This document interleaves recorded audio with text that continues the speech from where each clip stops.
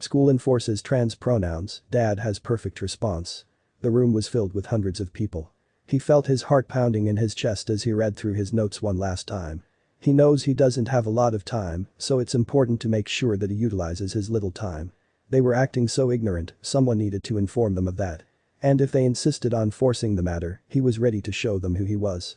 A strong-willed father with a tendency of being creative. The day was no different than others. The children packed their lunches in their bags after breakfast and went off to school. After the kids went to school, the daily cycle of working, running errands, and doing chores started. He took a moment to step outside and appreciate the warmth of the sun on his face. He spent this moment in gratitude. After all, his past life had been unimaginable to most people. Dimas, who was born in Iran, has endured years of hardship. People in the US complained easily about government control, but Dimas lived real streams of dictatorial-style rules. To make matters worse, he was a Christian in a country that did not treat Christians kindly. Where he came from is the reason why he is thankful for his current life. However, by the time school ended, it would have triggered a rage.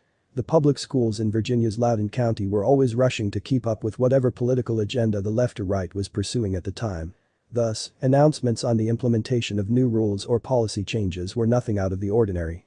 When Dimas' son arrived home, he handed Dimas a paper that appears to be official. Dimas was frustrated. What new change is the school announcing this time? Dimas braced himself for whatever news the document may bring. Dimas' face changed to a darker shade of red with every word that he read. He was furious. It was another reminder of how students should behave around students that classify themselves as transgendered and those students who don't identify as cisgendered. This notice was concerned with how to appropriately use pronouns. This was the final straw for Dimas. Dimas tore up the notice and threw it in the bin.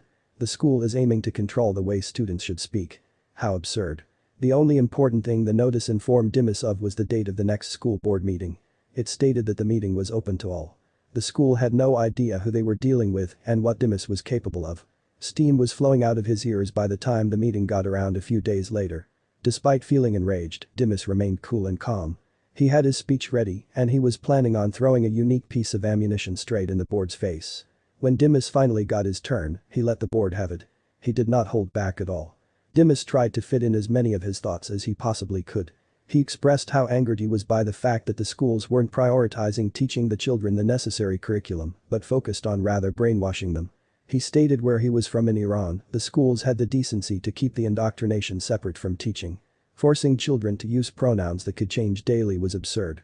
As a parent, Dimas felt responsible to teach his children that and that it was not the responsibility of the teachers. He didn't stop there. Dimas' eyes were filled with rage and sweat was dripping off his forehead. He did not hold back and he yelled, "You want to shove that garbage down my kids' throats? I will make you call my son king and my daughter queen. And when you look at me, you call me master. You really want that word in your mouth when you talk to me." It wasn't long before he ran out of time and had to sit down. He'd fired his first round of ammo. But the war was far from over. Nobody in the room expected it to happen.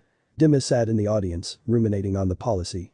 Parents of transgender children approached and applauded the rules, claiming that their children had a right to be identified.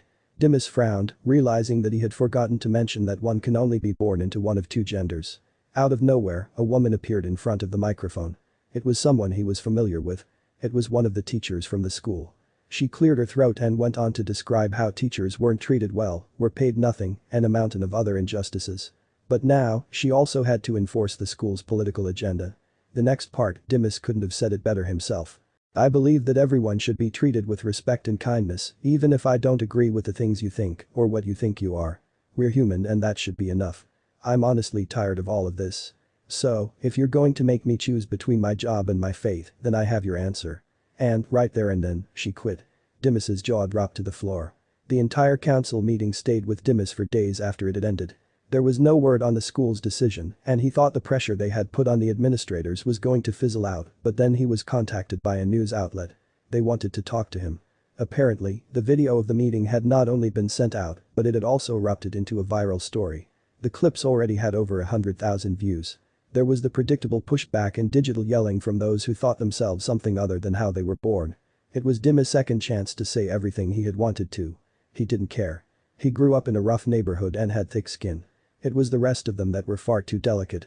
They needed to realize that they can't expect to snap their fingers and force everyone around them to do what they wanted. If they wanted to live their lives, others should have the same freedom as well, even if it means disagreeing.